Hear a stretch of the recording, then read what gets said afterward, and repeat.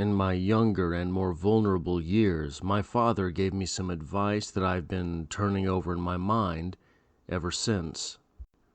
Whenever you feel like criticizing anyone, he told me, just remember that all the people in this world haven't had the advantages that you've had. Thus begins The Great Gatsby by F. Scott Fitzgerald, published in 1925, written about the summer of 1922. On the surface, it appears to be a novel about American exuberance. But if you scratch just past that shiny outer shell of the novel, it is truly, perhaps, a novel about America losing its soul. And if it is about either of these things, it is also about the characters of this novel, the individuals within, being exuberant and thereby losing their souls. This is the first of a multi-part series, journeying chapter by chapter through The Great Gatsby by F. Scott Fitzgerald. This video will contain 4 sections: a summary, a literary criticism segment, a writer's corner segment, and finally an Adrian's Corner about this, the first chapter in The Great Gatsby. Now, let's get started. So, what happened? We meet Nick Carraway. He's sort of a wet rag, so boring that even his dog didn't like him and found someone new. He did the war thing, First World War, First World problems. He did the college thing, bonds, which sounds right after spending some time with him. His father covered him for a year, by the way. Old money, you know. And he moved east to West Egg. Go figure. And he lives in the shadow of Gatsby's mansion. One night he goes over to East Egg to have dinner with Daisy, his second cousin, Tom Buchanan, Daisy's husband and Nick's college acquaintance, and Miss Baker, the professional tennis player. Things are going well-ish. There's talk of roses and racism, just the things to do, I guess, until Tom gets a call and leaves the room. Daisy sticks around for a bit, then goes after Tom, and instead of having a conversation, Miss Baker shushes Nick so she can hear the couple fighting in the next room. Turns out Tom is rumored to have a woman in New York. The rest of the evening is awkward, and as Nick is leaving, Daisy and Tom confront him about rumors that he is engaged, which Nick denies and leaves. Nick gets home and catches a glimpse of Gatsby out in his backyard staring intensely into the night. Nick turns to see what Gatsby is looking at, and all he sees is a green light in the distance. He looks back to Gatsby, confused, but Gatsby is Gonsby.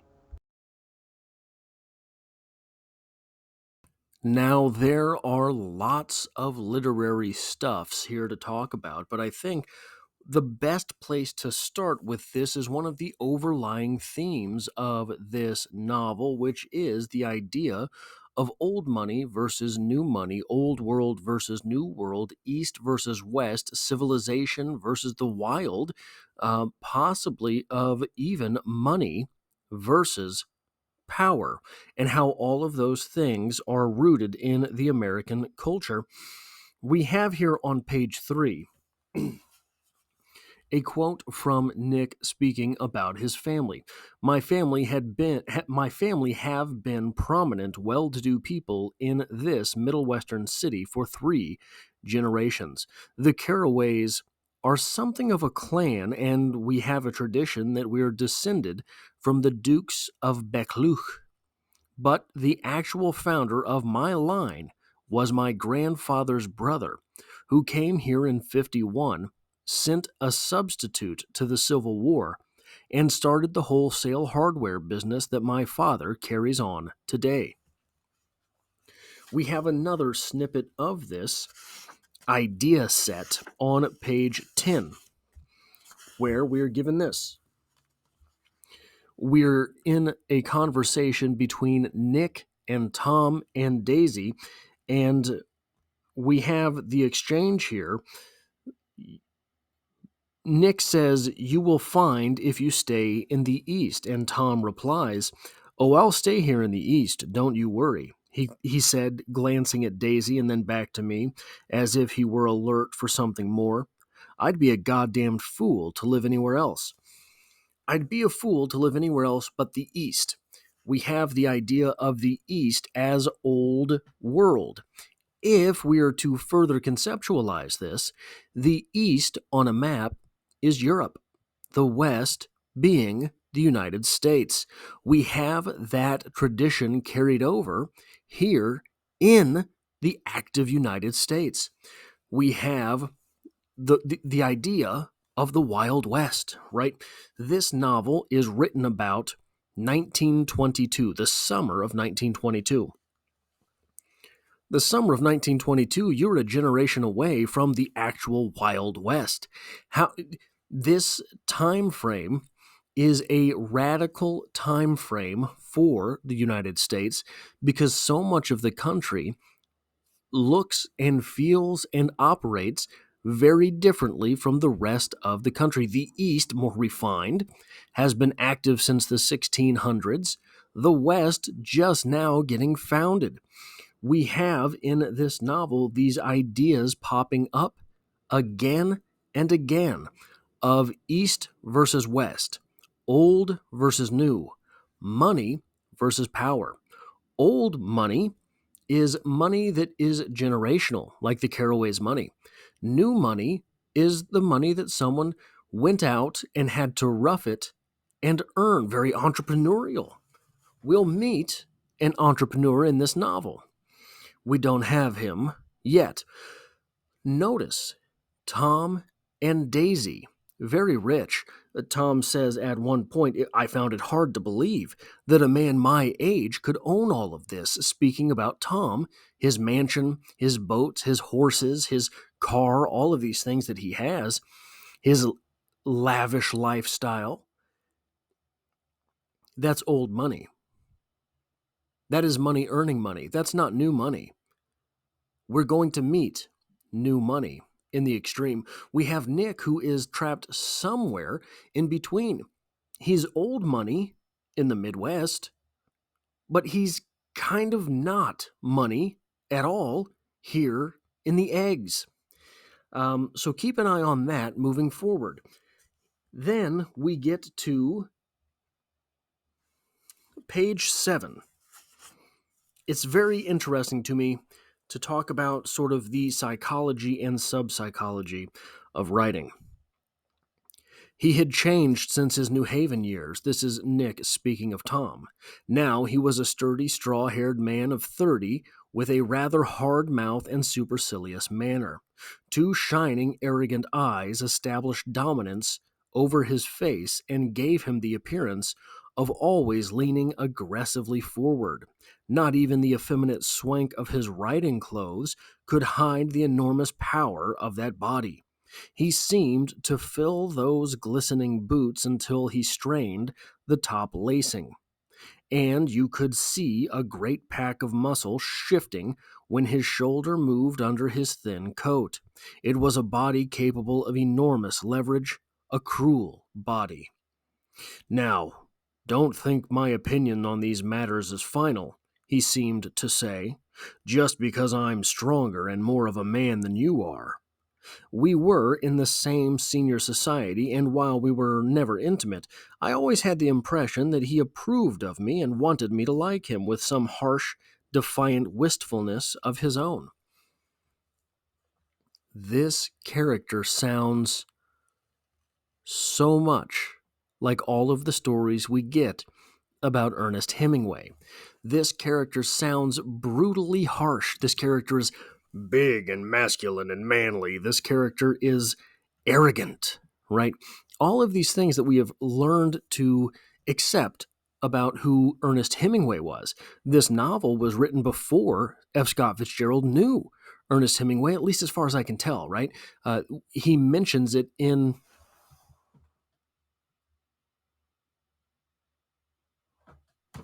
A Movable Feast.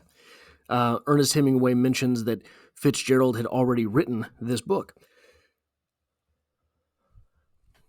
Fitzgerald is often described as a very nervous type individual, a shaky man, not sturdy, the opposite of sturdy, right? So, is it possible that within the psychology of F. Scott Fitzgerald, there exists this prototypical Hemingway type figure to whom, as a more nervous type individual, he would always gravitate towards? And before even having the friendship with Hemingway, there was this prototype in his mind of the strong and sturdy man. Just very interesting to look at while we are reading this novel and thinking about everything that has gone into it. Now, this is very interesting to me as well. We have here Tom and Daisy. Tom and Daisy are the rich couple. Tom and Daisy are the established pair. Tom and Daisy are the elite whites, right? They are elite, they are white, all of the things that come with those two things in 1920s America. We have descriptions of their stuff. Their house was even more elaborate than I expected, a cheerful red and white Georgian colonial mansion overlooking the bay. The front was broken by a line of French windows, glowing now with reflected gold and open wide and in a warm and windy afternoon. We walked through the hallway into a bright rosy-colored space, fragilely bound into the house by French windows. And I can't find it now, but they have Italian gardens, I believe, as well. So, how do we think about this? Is their house and home? So it's a colonial mansion. They're being noted as colonialists. Or should we think of these things as the slavery of ideas? Should we think of these things as colonial, that they have collected, that they have gone out and planted their seeds in all of these places and made them belong to the Buchanans? Or have they gone out and taken all of these things and brought them back? These ideas, the idea of the Georgian mansion, steal it. That's a slave. That is my idea now. I am enslaving that idea. The idea of the French windows. I'm plucking the French windows from where they come in France, and I'm dragging them back to my mansion. I have the Italian gardens, dragging it back. I have, what was it? The French windows. Okay, French windows, Georgian home, Italian gardens, all of these things. They are the slavery. Yeah, Italian garden up there on that paragraph. The slavery of ideas. I am taking the ideas that I want from Italy, from France, from Georgia. I am enslaving them and making them work for me. This is not a great big thematic idea for this novel, but it certainly works in to all of the ideas herein. It certainly works in to everything that is going on. We are painting the picture of these individuals in the least friendly light, a light that is always there. Now, I want to ask, who is Daisy? She is rich and she is powerful, but we don't really know what it is that she does. She is maybe Kim Kardashian-like. She is maybe Paris Hilton-like. She's rich, she's influential, she's sort of aloof to many of the things that other people she's aloof to things that other people cannot miss out on, right? She has her social worries. Her hands aren't rough, right? Who is Daisy? We don't know right now. We hope to find out through the course of the novel, but I would contend that it is almost as if we never do. We never do really meet Daisy. Does Daisy know who Daisy is? On page 15, we get to some symbolism. She sat down, of uh, speaking of Daisy. She sat down searchingly. She sat down, glanced searchingly at Miss Baker, and then at me, and continued, I looked outdoors for a minute, and it's very romantic outdoors. There's a bird on the lawn, and I think must be a nightingale. Come over the Cunard and White Star line. He's singing away, her voice sang. It's romantic, isn't it, Tom? Here is a nightingale. Why might Daisy be pointing out a nightingale to Tom? Well, I'm going to rip this straight from Wikipedia. During the Romantic era, the bird's symbolism changed once more. Poets viewed the nightingale not only as a poet in his own right, but as a master of a superior art that could inspire the human poet. For some Romantic poets, the nightingale even began to take on qualities of the muse. The nightingale has a long history with symbolic associations ranging from creativity, the muse, nature's purity, and, in Western spiritual tradition, virtue and goodness. Coleridge and Wordsworth saw the nightingale more as an instance of natural poetic creation. The nightingale became a voice of nature. John Keats' Ode to a Nightingale pictures the nightingale as an idealized poet who has achieved the poetry that Keats longs to write. Invoking a similar conception of the nightingale, Shelley wrote in his A Defense of Poetry, a poet is a nightingale who sits in darkness and sings to cheer his own solitude with sweet sounds. His auditors are as men entranced by the melody of an unseen musician, who feel that they are moved and softened, yet know not whence or why. Does that sound like the depiction of anyone that we get in this chapter? How is it that we originally find Gatsby? He is in the darkness. He's sitting in the darkness. He's not sitting, but you understand what I'm saying. And he seems to be trembling, singing in his own solitude sweet sounds. We have Nick, who is entranced by the melody of an unseen musician in that moment, just staring at Gatsby, who feel that they are moved and softened, yet know not whence or why. Remember, Nick goes into that scene expecting to call out to Gatsby, and yet he becomes softened, and he does not know whence or why. Gatsby is the nightingale in this novel. We have here also on this same page a very subtle little line from F. Scott Fitzgerald.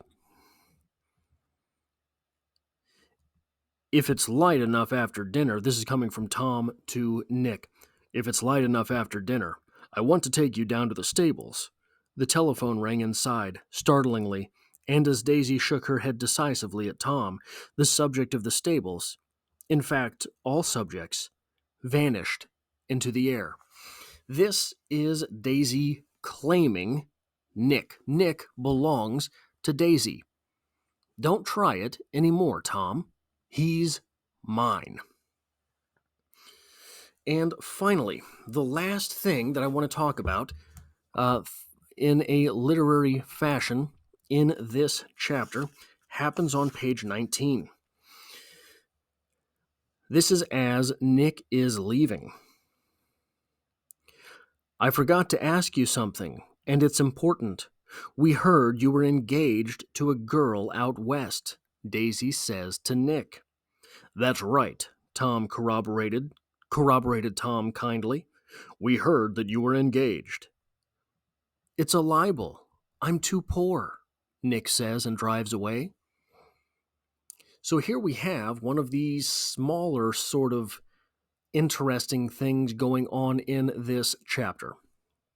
We understand that Tom, who has a great big mansion, he's got the boats, he's got the lake right outside his house, he's got the horses, he's got all the stuff. He's rich. He's old world. He's old money. He's rich enough to have 2 women. His official woman and the side piece. Were they gumadras? Is that what it is? His official woman and a woman just sort of to have fun with. He can throw her some money once in a while, keep her happy, and she keeps him happy whenever he gets to see her. We have Tom, who is rich enough to have 2 women, and Nick, who is so poor that it's libel to even imagine that he might be engaged. What a wild set of circumstance for these individuals. But yeah, that is those are the literary ideas for chapter 1. One of the reasons that this novel has lived for 100 years in the American popular consciousness, in the world popular consciousness, I mean, this is not a novel which is constrained to being read in the United States, is that it is so beautifully written. The language involved itself is flawless. And I've got just one example here, one paragraph from this first chapter that is impressive in many different ways. So let's read this here. "We walked through a high hallway into a bright rosy-colored space, fragilely bound into the house by French windows at either end. The windows were ajar and gleaming white against the fresh grass outside that seemed to grow a little way into the house. A breeze blew through the rooms, blew curtains in at one end and out the other like pale flags, twisting them up toward the frosted wedding cake of the ceiling, and then rippled over the wine-colored rug, making a shadow on it as wind does on the sea." Now, this paragraph, the first thing that is almost absolutely necessary to notice here is that it is not lazily written. There is no way, 0% chance. And I don't care what anyone says about F. Scott Fitzgerald's process. I don't care if someone were to lay the claim they watched F. Scott Fitzgerald write this paragraph word for word. There is no chance this was a first draft. There is nothing lazy in this paragraph. We have the way these words work. We are constantly looking, boom, and narrowing in. We walked through a high hallway. We're looking up into a bright, rosy-colored space. We give it color. Fragilely bound into the house by French windows at either end. The windows themselves were ajar and gleaming white against the fresh grass outside that seemed to grow a little ways into the house. A breeze blew in through the room, blew the curtains in at one end and out the other like pale flags, twisting them up towards the frosted ceiling. See all of the movement in this paragraph. And all this paragraph is doing is describing where they are walking. That's all this paragraph does, is describes where these characters are. But it does this in such immaculate fashion. It does this with such a sense of movement. It does this, you can smell that grass, can't you? You can feel the breeze as it blows through the hallway, can't you? You can see that high ceiling and the wedding cake texture thereof. You can see the wine-colored rug. You can feel the coolness brought on by a through breeze during a hot summer day. All of these things are accomplished in this paragraph. And look, none of them have to be. None of these elements have to be in this story. But Fitzgerald here is constantly using a sense of motion, which keeps you involved in the writing, a sense of motion through this area, which is emphasized by incorporating all of your senses. You can hear the breeze. You can see the rose-colored rug. You can smell the grass. All of these things. You can hear those drapes flapping in the wind. All of these things happen not just in this paragraph. This is just one of the really great examples from the story. All of these things happen constantly in this opening chapter. All of these things happen constantly in this novel. And it is a great testament to the fact that obviously this was written, rewritten, and rewritten again. All of that effort is shown through the ease of readability. Anybody could give you all of these details from this room. Will they be readable, or will it be a bulletin list point of the rug was wine-colored, the ceiling was high and looked like a wedding cake? Now, would this novel, so that is basically Hemingway voice, right? The rug was wine-colored, the roof was high and it looked like a wedding cake. The breeze blew in from one end of the room and out the other. Would this paragraph be as effective in a Hemingway novel? Would any of Hemingway's stories be as effective through Fitzgerald's eyes?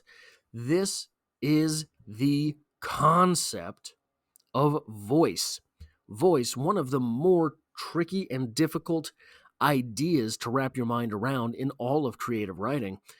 Voice is what makes a person's story and writing cohesive.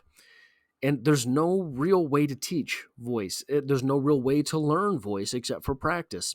This is one of the ephemeral sort of elements of writing, of storytelling, of the craft itself. But also, one of the things that is very interesting about voice is that it is irreplicable. No one can. I hate to keep going back to Hemingway as this is a Fitzgerald video, but there are contests for who can write the best Hemingway story, right? All of them are missing the element that is Hemingway, and that's what makes them so funny when you read them. This story by Fitzgerald can only be told by Fitzgerald. That is why these things are emphasized in the way that they are emphasized. The number two element worth talking about here that makes for good writing and good reading here in The Great Gatsby is the character dynamics between these individuals. We have Nick, who is awkward and alone and out of place. We have his relationship with Daisy. They are kind of estranged cousins, right? They know of each other. They have met each other. They've been there around each other. So they have a familiarity. They're still kind of strangers. But we understand that dynamic between them. You have some type of relative with whom you share this very same relationship. Nick and Miss Baker. She's hot. Yeah, baby.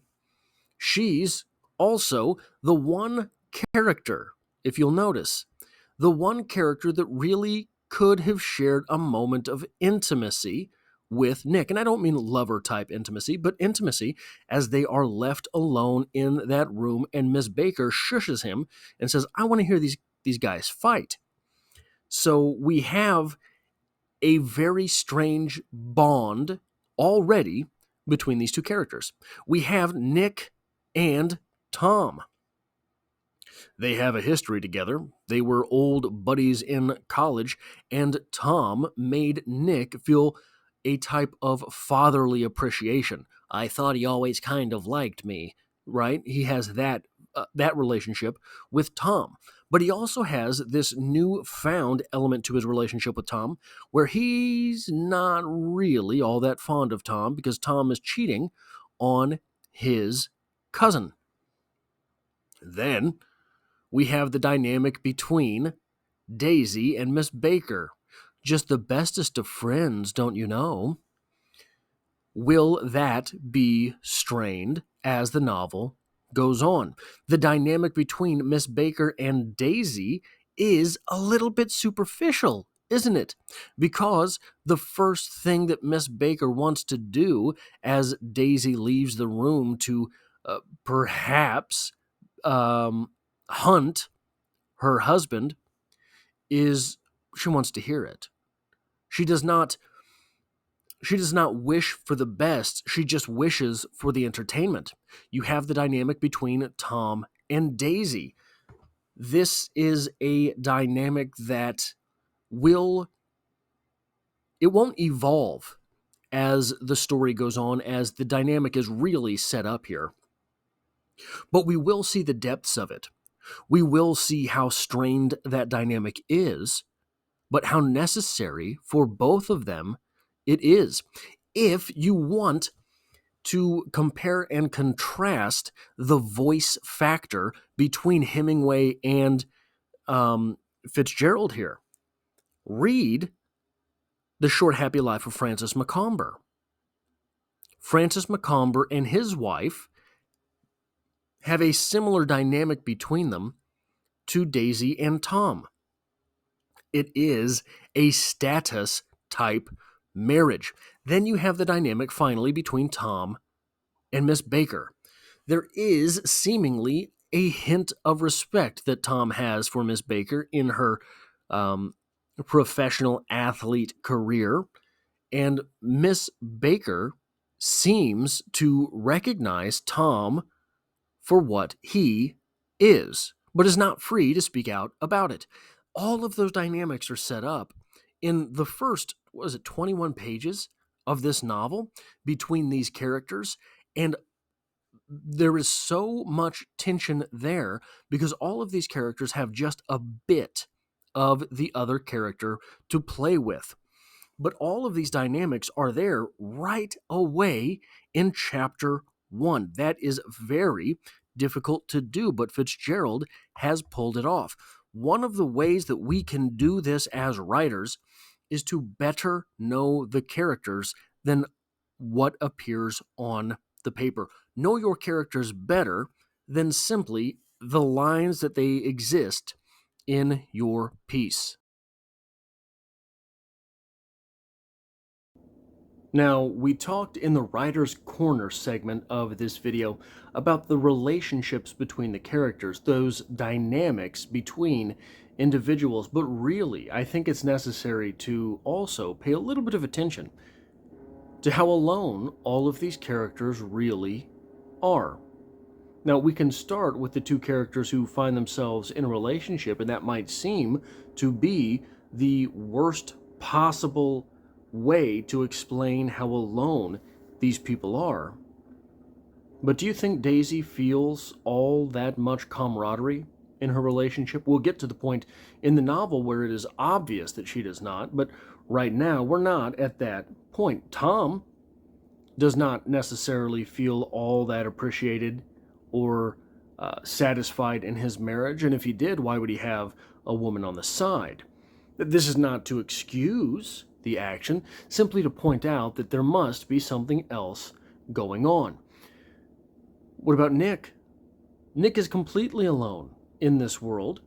Nick has found himself in a very strange place. Nick has found himself without anyone really to talk to, even when he goes home. Gatsby, the only image that we have of Gatsby, is alone in his backyard. This is Gatsby, the great party man himself. Gatsby. Miss Baker, when she has the moment to build a relationship with a new person, Nick, she decides to shush him, go out on her own business of listening to her friend get in a fight with her husband. All of these people are, even we meet the driver of a car briefly, momentarily, asking Nick directions. We have no reason to believe there was anyone in that passenger seat, do we? That person then goes off to be, alone somewhere in one of the eggs? East egg or west egg? We don't know. We don't know what they're doing, where they're going, but they're alone. The same way Nick was alone. This novel, in great length, is about exuberance. But like we said in the opening here, it's also about losing your soul. How do we really think of someone who is always alone? Do we think of that person as warm and cuddly? Do we have that idea of them that they must be fun to be around? We will see later Gatsby at his party, and pay attention to where Nick finds him, how it is that Nick finds Gatsby. All of these characters are alone. All of them find themselves by themselves. There's an old expression, everybody dies alone. Whenever it is your time to go, you are the one who goes, right? In that way, if we're talking about these people having lost their souls, if we say that everybody dies alone, and these characters already find themselves alone, what does that say about whether or not they are really alive? I decided to call to him. Miss Baker had mentioned him at dinner, and that would do for an introduction. But I didn't call to him, for he gave a sudden intimation that he was content to be alone. He stretched out his arms toward the dark water in a curious way, and, far as I was from him, I could have sworn he was trembling. Involuntarily I glanced seaward, and distinguished nothing except a single green light, minute and far away, that may have been the end of a dock. When I looked once more for Gatsby, he had vanished, and I was alone again in the unquiet darkness.